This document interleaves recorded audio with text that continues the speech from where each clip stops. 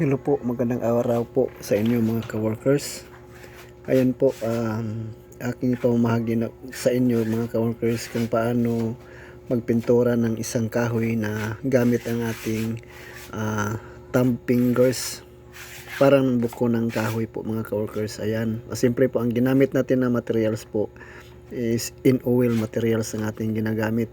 Gumamit tayo ng Born China, Raw China, tinting color yan po mga ka-workers, at saka lacquer thinner, mayon lacquer thinner, at saka yung glassing putty, Plaza Lux glassing putty, at saka yung sandpaper number 150 po mga ka-workers. At siyempre po gumamit rin tayo ng Hudson top coat polyurethane po mga ka-workers. Ayan po, siyempre po before tayo mag-paint, minamasilyahan po natin ang manipis.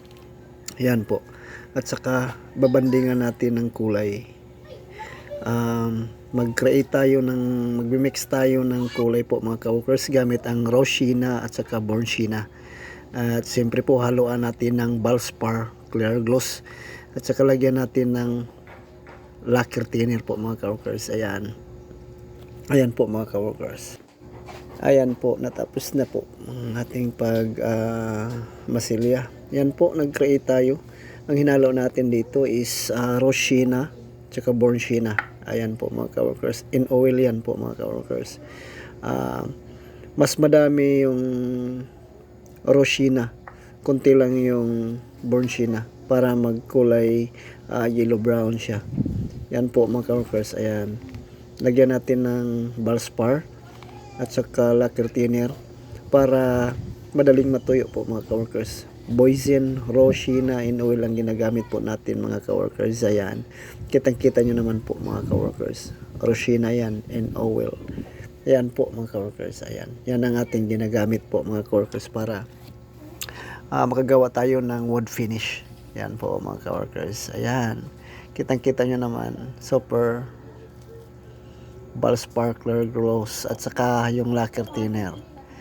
Yan po mga ka-workers. Ayan. Yan. Create tayo ng kulay at saka ibabanding po natin sa ating pintuan po mga ka-workers. Ayan. Simulan na natin po mga ka-workers. Ayan. Ayan po mga ka-workers. Yan. Ginagamitan natin ng paint roller po mga ka-workers para medyo yung kanyang hindi ito parang pino yung grano niya po mga ka-workers. Yan. Ayan, hindi natin ginamitan ng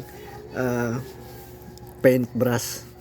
Gumamit lang tayo ng paint brush sa mga corner lang po natin gagamitin natin ng paint brush kasi yung ilalim hindi malagyan ng paint po mga ka-workers. Ayan. Ayan po mga ka-workers. Ayan. Ayan. Ayan. Siyempre po ang corner ang unahin natin. Ayan. Yan po mga ka-workers. Ayan. Kitang kita nyo naman po mga ka-workers. Sana mayroon kayong matutunan sa aking pamamahagi kung paano mag-paint ng isang wood finish. Ayan po mga ka-workers. Ayan. At siyempre po mga ka-workers, lagyan po nating tandaan, huwag nating hahaluan ng paint thinner. Baka yung pintan natin hindi matuyo. Yan po mga ka-workers. Lacquer thinner lang po ang ating inahalo. Yan. Yan po mga ka-workers. Ayan. Pinipintaran po natin yung corner. Ayan. Gamit ang paint brush po mga ka-workers. Ayan. Ayan po. Ayan. Makikita nyo mamaya po mga ka-workers kung paano natin gawing isang bukong kahoy gamit ang thumb fingers natin po mga ka-workers. Ayan. Ayan po mga ka-workers. Ayan. Sana hanggang sa dulo makasubaybay kayo mga ka-workers. Ayan. Natapos na rin po mga ka-workers pagbanding natin ng first coating. Ayan. Ayan po. Patuyuin natin ng isang araw. After one day, lagyan natin ng grano po mga ka-workers. Ayan. Ayan. Ayan. Kulay yellow brown na po siya mga ka-workers. Ayan. Ayan. Tapos gagranuhan po natin mga ka-workers. Ayan, tuyo na yan po mga ka-workers. Ayan. Gumawa tayo mag-create tayo ng isang buko ng kahoy gamit ang ating thumb fingers po mga ka-workers. Ayan. Simulan na natin po mga ka-workers. Ayan. Nakita nyo naman po mga ka-workers. Thumb fingers lang. Magiging buko ng isang kahoy na yan po mga ka-workers. Ayan. Ayan. At siyempre po, naghalo tayo ng bonshina, panggrano natin. Ayan. Tapos sirkulan natin yung ating ginatam. Ayan. Tapos gagranuhan natin galing sa taas pababa.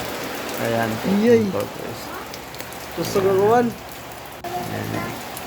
Medyo baga-baga yung ating grano.